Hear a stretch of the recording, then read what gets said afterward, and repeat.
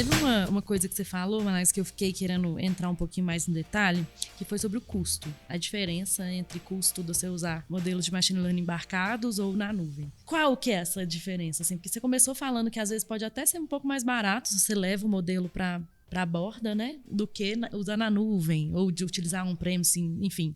E aí? Qual que é a diferença? Isso é uma coisa que a gente tem que pensar, principalmente quando a gente vai lidar com embarcados e afins, que é custo não é só financeiro. A gente até falou sobre isso na live, né? Porque eu vou te dar um exemplo que é custo de imagem. Tem alguns aplicativos que, se você fosse baixar tudo que existe dentro deles, eles consumiriam infinitos espaços, né? Então, o que ele faz? À medida que você vai dando permissão, que você abre uma tela, ele pergunta, isso aqui vai precisar baixar mais uma coisa. Você dá permissão? Aí você dá e ele baixa. Então, o que ele vai fazendo? Ele vai consumindo mais memória, mas ele também, às vezes, dependendo do que você vai rodar, ele vai consumindo bateria. E consumir bateria, por exemplo, em relógio, porque ele vai medir 1 milhão de métricas que você tem, às vezes é um saco. O pessoal não gosta. Então é melhor você pegar isso do relógio e jogar pro telefone e deixa consumir memória do telefone, bateria do telefone. O telefone o pessoal vai lembrar mais de carregar, vai estar mais tranquilo, tudo mais, ou manda isso pra nuvem. E aí você gasta isso financeiramente com você mesmo processando e a pessoa pode ver num aplicativo. E aí você vai ter uma imagem melhor, não vai consumir tanto e aí o pessoal gosta mais desse aplicativo. Mas em questão de custo, via de regra quanto menos eu precisar fazer e passar pros outros, mais barato fica pra mim. Então, se eu fizer todo o meu processamento de machine learning na máquina dos outros, pô, eu não vou ter que pagar por isso. Então fica mais barato. Só que aí,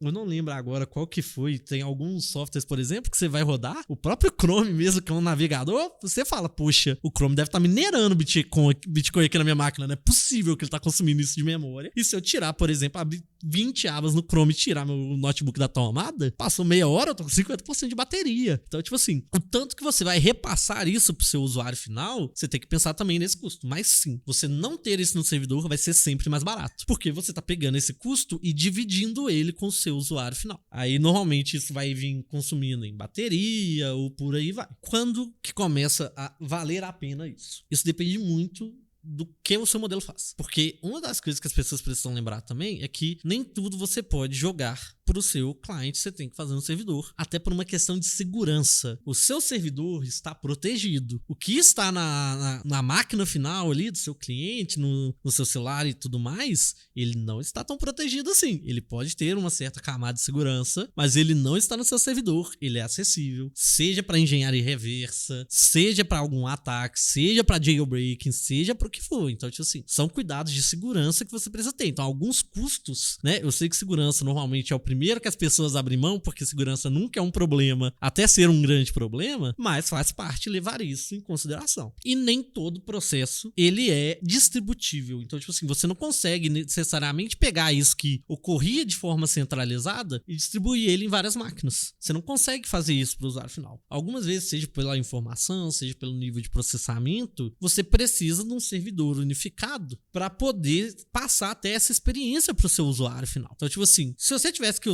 rodar o ChatGPT na sua máquina, você não usaria, porque ia ser lento. Você quer que ele seja mais rápido. E por mais que às vezes alguém fale, mas eu tô usando agora o Claude, ele tá muito mais rápido, o 4O ele tá muito mais rápido. Sim, mas se ele tivesse que estar rodando na sua máquina, não seria essa velocidade. Então, você tem que ter essa noção do que você consegue passar pro usuário final e não vai te economizar normalmente dinheiro, mas qual o custo?